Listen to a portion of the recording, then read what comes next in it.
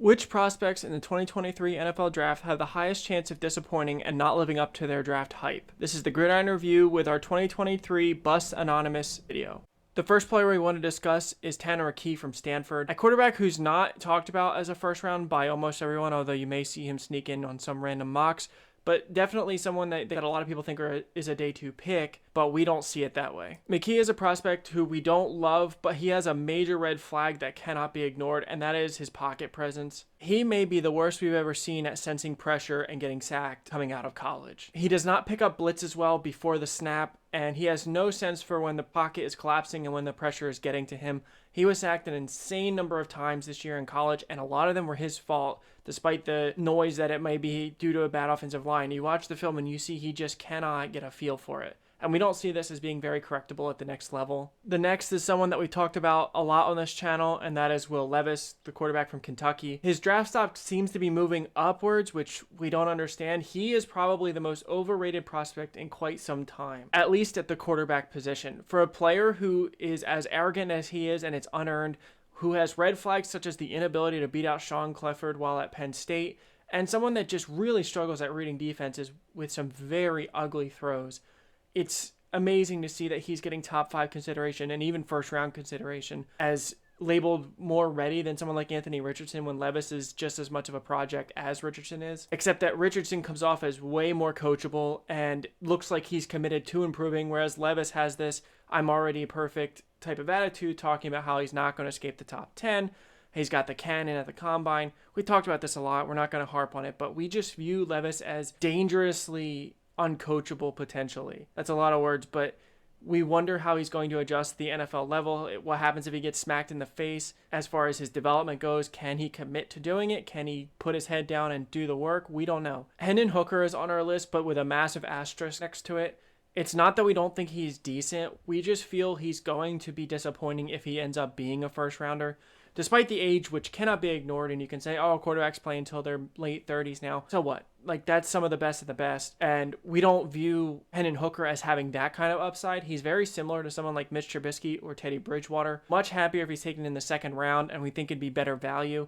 If someone takes him in the first for that fifth-year option, and if he goes anywhere near the top 15, he, in our eyes, comes with insane expectations for a guy that's as old as he is, coming off a torn ACL. Is he a great leader? Yeah, by all accounts. Is he talented? Yeah, his arm is fine. He's got okay athleticism. We don't know how that's going to be after the ACL tear. It's just weird that he's getting all of this first-round hype when there should be so many factors against him. Maybe he's making people fall in love with him in his interviews. That's very possible. He seems like a very likable person. But if he is a first-rounder, those expectations may cause him to be labeled down the line as a bust or just an average type of player. There are 2 running backs that we worry about. The first one is Zach Evans. We haven't liked him since we first looked on tape. The biggest red flag we see is that he hasn't been able to win over a backfield. At TCU, he transferred out because he was losing touches, and he was supposed to be the next big thing at Ole Miss, and he ended up splitting the backfield again. He has pretty good athleticism, but admittedly, he ran a disappointing time in his 40, in our opinion. The other problem we have is his vision. He has Trent Richardson level vision. There is multiple plays where he's running up the middle and it's wide open and he bounces it the outside into his offensive lineman. It happens far too often, and we don't see him as anything more than a take what's given type of back. Maybe he gets off some chunk plays, but his vision's going to kill him. And we don't see how he is able to crack a starting spot with it. And then Chase Brown is someone that tested very surprisingly at the combine, just for the fact that his film doesn't suggest anything special athletically. He's a grind away back. He can take a ton of carries and just wear away defenses with 4 yards here, 4 yards there, and he's a decent pass catcher. But by no means do we expect the jumps or the 40 time, because it just doesn't show on film. And not that Chase Brown is getting unreal levels of hype or anything, but I think there needs to be tempering of expectations of his testing, because it's one of those rare instances where it doesn't even look like he's got that hidden somewhere. It's just he plays at a slow pace, and again, there's nothing wrong with that. He could end up starting for a year or two, but we don't view him as evolving into anything special at the next level. Luke Musgrave is our only tight end on this list. Thankfully, his hype has died down. When Daniel Jeremiah had him as one of his favorite tight ends, and I think he even had him as the top tight end at the combine, we were mind blown because there's nothing that suggests this on film. Is Musgrave a good athlete? Yeah, it seems like it, but he had a mystery injury where there's very little reporting throughout the year on it. That kept him out for most of the year. He doesn't make people miss ever. He is not an after-the-catch specialist, and his route running is just okay, and he's an okay run blocker at best.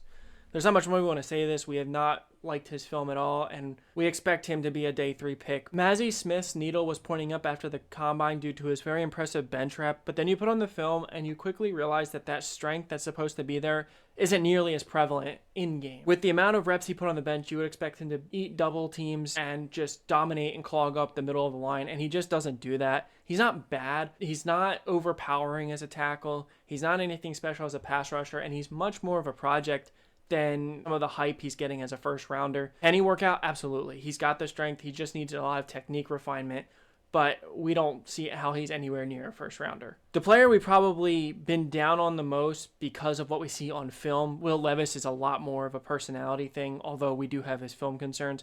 But the one that we just don't understand at all is Tyree Wilson. His interviews and appearances on the football shows have gone great. He seems like a very good person. However, the film doesn't suggest an elite pass rusher. He has an insane wingspan, he's got pretty good strength, and he can be an edge setter in the run game. But as far as a pass rusher goes, there's not much there. He is one of the worst at jumping the snap and having a burst out of the end in the dirt. Even standing up, he's very, very slow. It's kind of wild to think that he's getting top 3, top 5 hype, and maybe he goes, maybe he doesn't, but this is not someone that is Khalil Mack coming out of a small school. This is not someone, even like Marcus Davenport, who is an athletic freak. Tyree Wilson has immense strength and potential, but his expectations need to be tempered. He misses a decent amount of tackles where he should be a run defender early on that could hurt him. He has to learn a ton of pass rushing, and his speed, he said he would run in the 4.5s. That would be shocking to us.